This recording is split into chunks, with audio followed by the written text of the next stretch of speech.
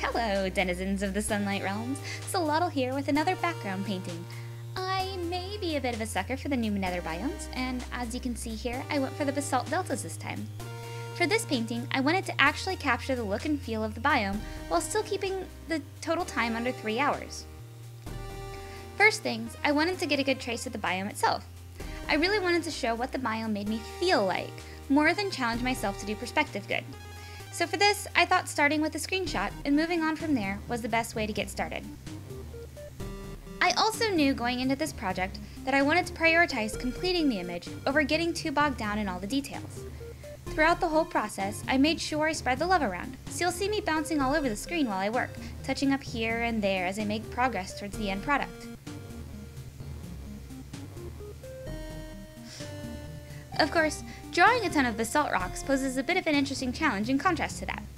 Around here is when I scrambled for some real-life reference for basalt.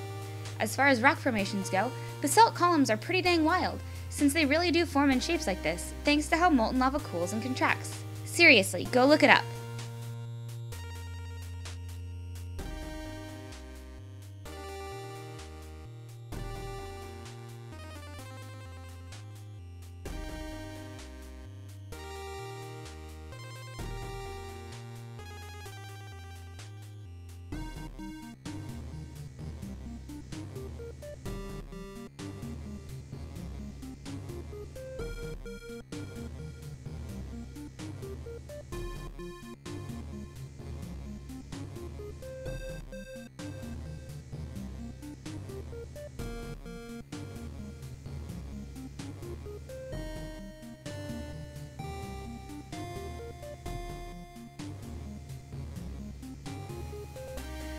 Once I got the ceiling looking good, I set to work getting the basalt itself looking like, well, basalt.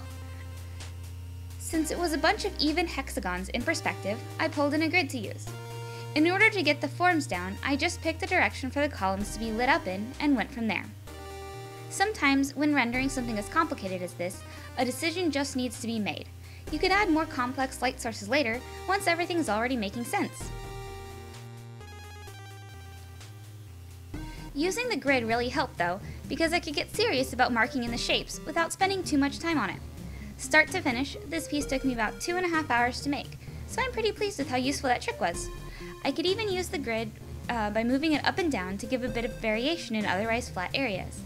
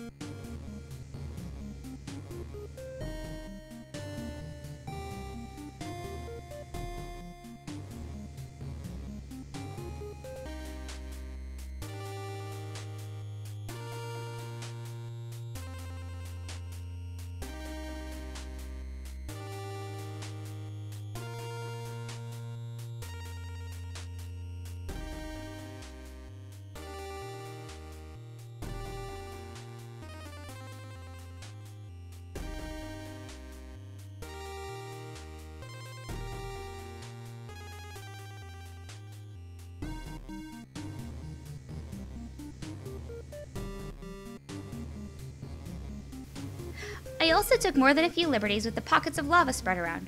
Some of them were there in the original screenshot, but I wanted to add a sense of movement throughout the piece, even though it's a static background image, so I made sure to show places where the lava was still flowing and appeared to connect one pool to another.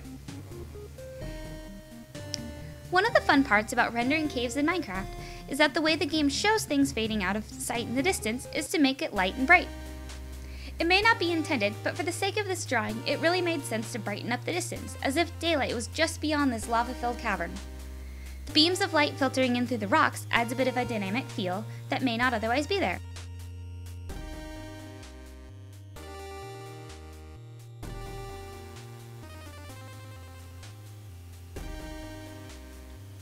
Here at the end, I knew I was reaching a point where I could choose to spend several more hours to really get into all of the details, or I could just add a bit of polish and call it a day. I chose to do the latter, so I left my painting layers behind and got some effects going. One of the most important things was to add a bit more glow to the lava. It's so hot, I wanted it to really look like it was casting light up from the crevices of the basalt pillars.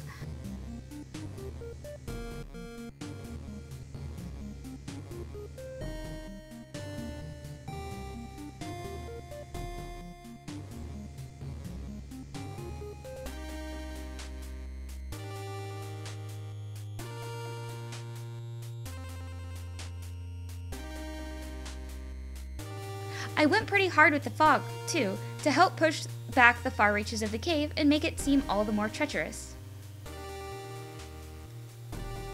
For the final touches, I sprinkled a bit of drifting soot in the air, tweaked the colors, sharpened a few lines, and there you have it.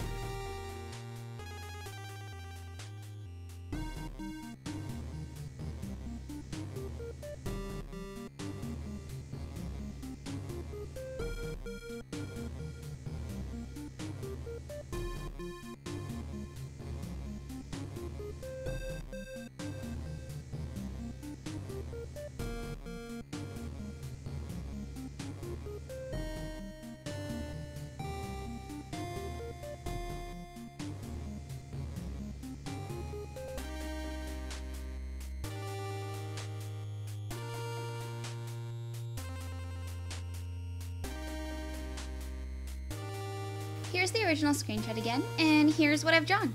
This is actually a really fun challenge to take on, since I do want to continue improving at drawing backgrounds and landscapes. If you'd like to see more like this, let me know down in the comments and consider subscribing. I'm strongly considering making a series out of this, and as of posting this video, there's almost 80 separate biomes in Minecraft, with new ones just around the corner. Thanks for sticking around to the end, and I hope you have a wonderful rest of your day.